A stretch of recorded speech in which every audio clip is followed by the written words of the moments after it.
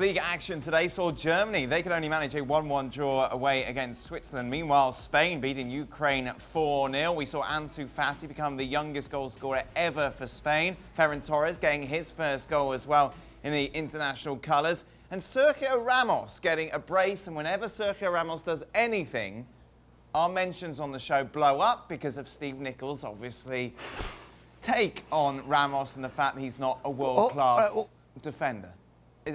Hold on a second. Have I said anything there that's fake, Stevie?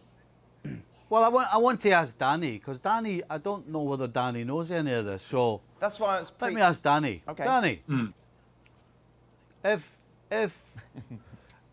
a defender has a world record red and a world record yellow cards, how good a defender would you think he would be?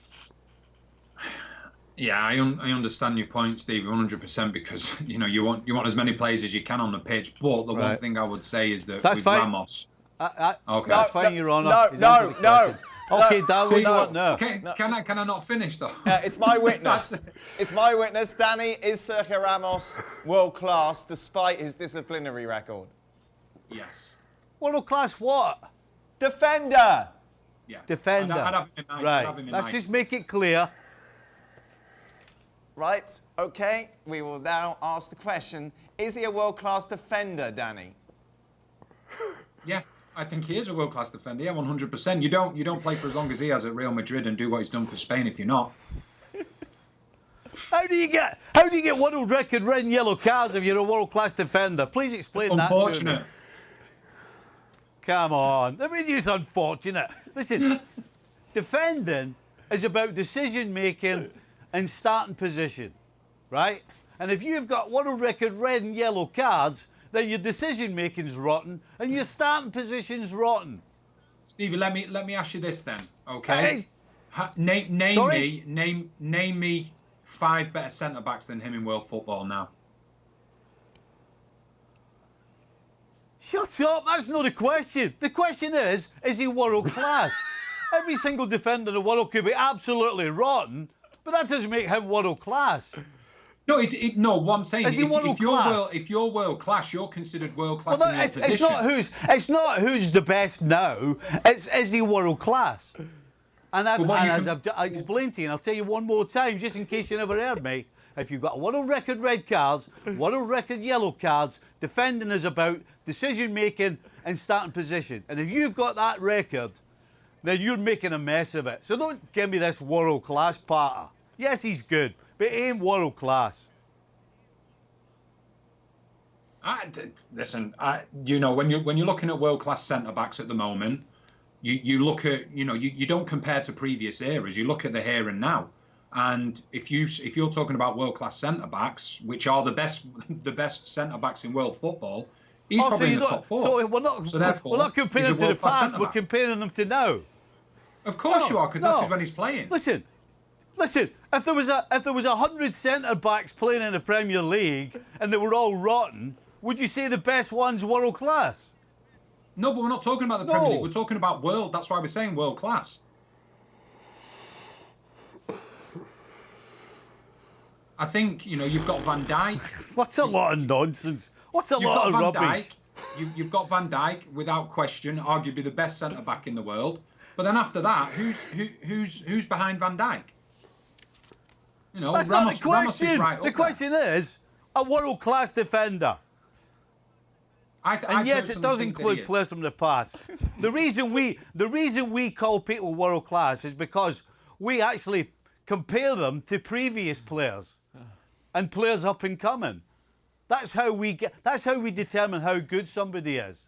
So when you've got Cannavaro, right, and somebody performs, you go, well, okay, is he better than Cannavaro? Or is he close to Cannavaro? Or is he worse than Cannavaro? That's how we figure world class. And people like Cannavaro and Maldini and a whole host of others don't have a world record red and yellow cards. Because if you have those, you're making mistakes. So he's made a world record amount of mistakes. He's made more mistakes than any other top-class centre-back because he's got the record for red and yellow cards. Talk your way out of that one. But what's he done in recent seasons? He won 3 Champions League in a row. He's still playing for Spain. Still playing for Real Madrid. So he's different class. He's not listening. He's not listening. Okay, right. Let's move it on to the actual game, Stevie. Sergio Ramos getting a couple of goals. I think everyone agrees he is world class. Meanwhile, for Ansu Fati, a very... I'll tell you what, hold on. Now, if we're talking about... Here's one for you. All these people that say I hate Ramos. Let me tell you, he's probably, well, he's certainly right now, the most dangerous centre-back in the opposition penalty box. And he may be the most dangerous centre-back in the opposition penalty box of all time. He could possibly be.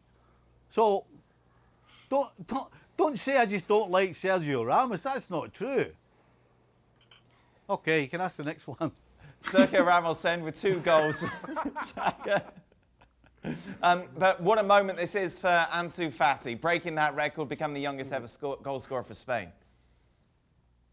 Yeah, and you know, not to bring up Sergio Ramos' name here again, and as much as he grabbed 2, I think this story was, or this game in particular, the first half, it was all about Ansu Fati. It was he who drew the penalty in the first 90 seconds. He did grab his goal. His partnership with Reguilon on the left-hand side was simply fantastic, and Ukraine could not cope. The game was over at half-time, so as much as the criticism may be, well, he only did it for 45 and he wasn't as good in the second half, I think that's irrelevant here. It was simply breathtaking from him, from the youngster down that left-hand side, giving Luis Garcia a real options down that flank.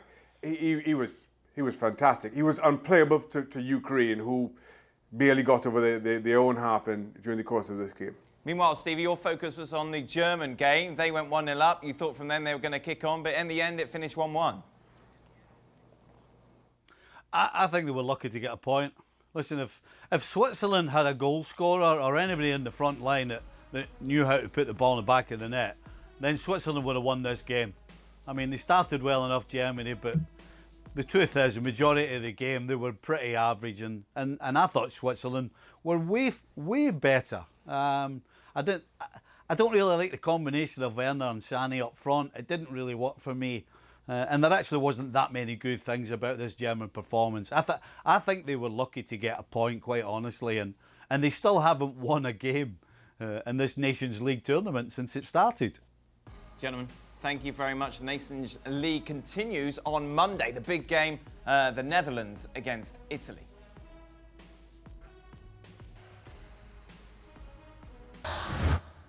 Thanks so much for watching ESPN on YouTube. And for more sports highlights and analysis, be sure to download the ESPN app. And for premium content and live streaming, subscribe to ESPN+.